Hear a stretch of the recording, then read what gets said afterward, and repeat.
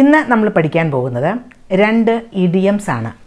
നമ്മൾ മറ്റുള്ളവരെ പറ്റി പറയുന്ന ഇഡിയംസ്, അവരുടെ ഒരു പേഴ്സണാലിറ്റി അനുസരിച്ച് അവരെ പറ്റി പറയുന്ന 2 ഇഡിയംസ്. ഇത് നമുക്ക് ഓഫീസിൽ സംസാരിക്കുമ്പോൾ ഉപയോഗിക്കാം, അതല്ല വേറെ ഏത് സിറ്റുവേഷനിലും നമുക്ക് ഉപയോഗിക്കാൻ പറ്റുന്ന 2 ഇഡിയംസ് ആണ് നമ്മൾ ഇന്ന് പഠിക്കുന്നത്. എന്താണ് ഇഡിയം? ഇഡിയം എന്നാൽ ഒരു സെറ്റ് ഓഫ് വേർഡ്സ് ആണ്. ഈ വേർഡ്സിൻ്റെ മീനിങ് ഒക്കെ നമ്മൾ ആലോചിച്ച് എന്താവും ആ ഒരു സെറ്റ് ഓഫ് വേർഡ്സിൻ്റെ മീനിങ് എന്ന് ആലോചിച്ച് കഴിഞ്ഞാൽ നമുക്കത് മനസ്സിലാവില്ല. കാരണം ആ വാക്കുകളുടെ ഇൻഡിവിജ്വലായിട്ടുള്ള ഓരോ വാക്കുകളുടെയും മീനിങ് ആകില്ല ആ ഒരു ഇഡിയത്തിൻ്റെ മീനിങ്. ഇഡിയംസ് എന്നാൽ നമുക്ക് മലയാളത്തിൽ ശൈലികളെന്ന് പറയാം. അപ്പോൾ ഇന്ന് നമ്മൾ പഠിക്കാൻ പോകുന്നത് വളരെ വളരെ യൂസ്ഫുൾ ആയിട്ടുള്ള 2 ഇഡിയംസ് ആണ്. ഇതിൽ first one, a man of his word. A man of his word.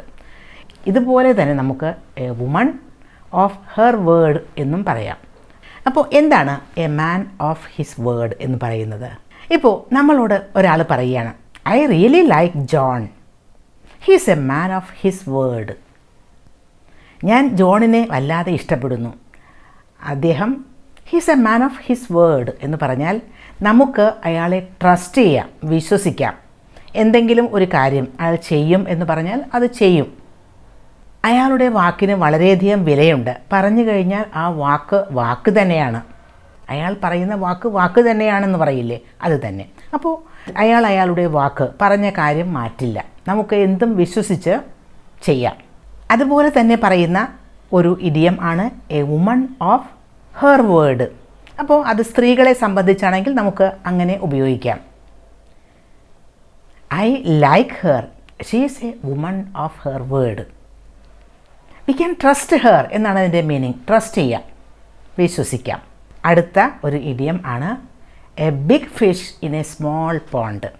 ഇത് പലപ്പോഴും നിങ്ങൾ കേട്ടിട്ടുണ്ടാകും, പല ആളുകളും ഇത് ഉപയോഗിക്കുന്നതാണ്.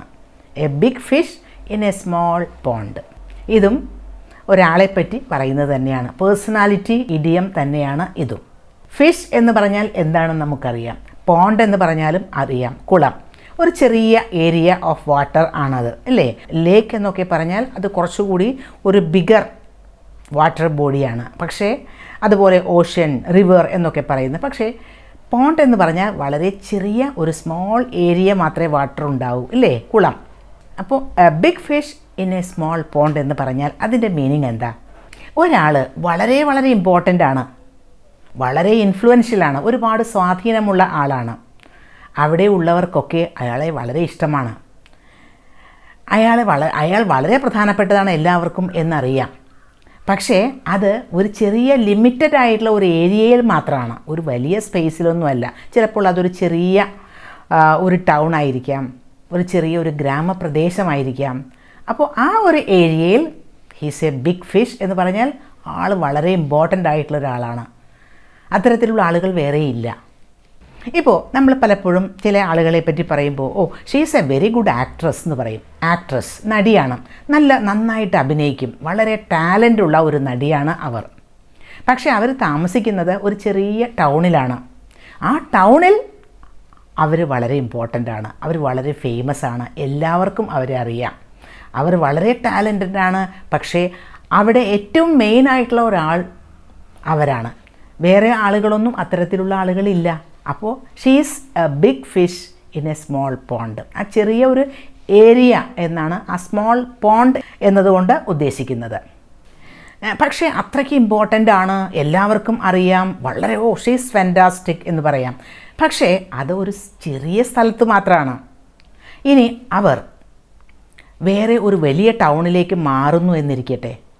അങ്ങനെ മാറിക്കഴിഞ്ഞാൽ അവിടെ ചെല്ലുമ്പോൾ ഒരുപാട് ആളുകൾ, അതുപോലെ ടാലൻറ്റുള്ള ആളുകളുണ്ടാവാം, ഇതുപോലുള്ള ആക്ട്രസസും ആക്ടേഴ്സും ഒക്കെ ഒരുപാടുണ്ടാകാം.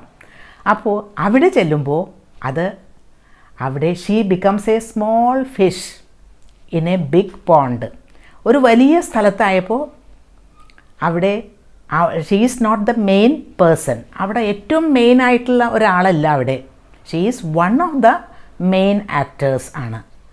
ഒരുപാട് ആക്ടേഴ്സ് അതുപോലെയുണ്ട്. അപ്പോൾ അവിടെ ചെന്നപ്പോൾ she is a small fish in a big pond ആയി. ഒരുപാട് ആളുകൾ അതുപോലെയുണ്ട്, ഒരുപാട് ആക്ടേഴ്സ് ഉണ്ട്, ആക്ട്രസസ് ഉണ്ട്. അതിൽ വൺ ഓഫ് ദം ആണ് അവൾ. വളരെ അംബീഷ്യസ് ആയിട്ടുള്ള ആളുകളുടെ ആഗ്രഹം എന്താവാനാവും? ഒരു small fish in a big pond ആകാനാകുമോ? അല്ല, ഒരു big fish in a big pond ആകാനായിരിക്കും. അവിടെയും വലിയ വലിയ കഴിവുകൾ തെളിയിച്ച് വലിയ ഫിഷ് തന്നെ ആയി തീരണമെന്നായിരിക്കും എല്ലാവരുടെയും ആഗ്രഹം. A big fish in a big pond.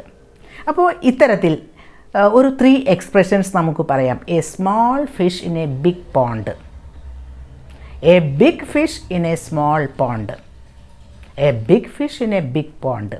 ഇതിൽ വളരെ കോമൺ ആയിട്ട് ഉപയോഗിക്കുന്നത് a big fish in a small pond എന്നതാണ്.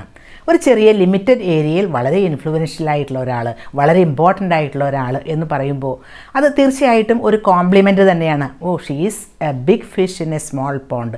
ആ ലിമിറ്റഡ് ആയ ഏരിയ ആണെങ്കിലും അവിടെ ആൾ വളരെ ഇൻഫ്ലുവൻഷ്യലാണ്, വളരെ ഇമ്പോർട്ടൻ്റ് ആയിട്ടുള്ള ഒരാളാണ്, ടാലൻറ്റഡ് ഉള്ള ആളാണ് എന്ന് മറ്റുള്ളവർ പറയുന്നതാണ് അയാളുടെ പേഴ്സണാലിറ്റിയെ പറ്റി. അപ്പോൾ a big fish in a small pond എന്ന് പറയുന്നത് ഒരു കോംപ്ലിമെൻ്റ് ആണ്. അപ്പോൾ a big fish in a small pond എന്ന് പറയുമ്പോൾ അവിടെ ഉദ്ദേശിക്കുന്ന ഒരു ചെറിയ ഏരിയയിൽ ആൾ വളരെ ഇമ്പോർട്ടൻ്റ് ആയിട്ടുള്ള ആളാണ് എന്നാണ്.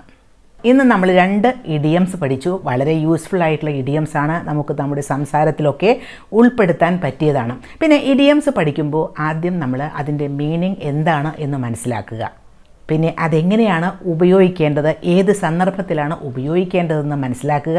പിന്നെ നമ്മുടെ ചുറ്റുമുള്ള ആളുകൾ ഇത്തരത്തിലുള്ള ഇഡിയംസൊക്കെ പറഞ്ഞാൽ മനസ്സിലാകുന്നവരാണോ എന്നും അറിയുക. അങ്ങനെയെങ്കിൽ തീർച്ചയായും വളരെ കോൺഫിഡൻ്റായി ഇത്തരം ഇഡിയംസ് ഉപയോഗിക്കാം.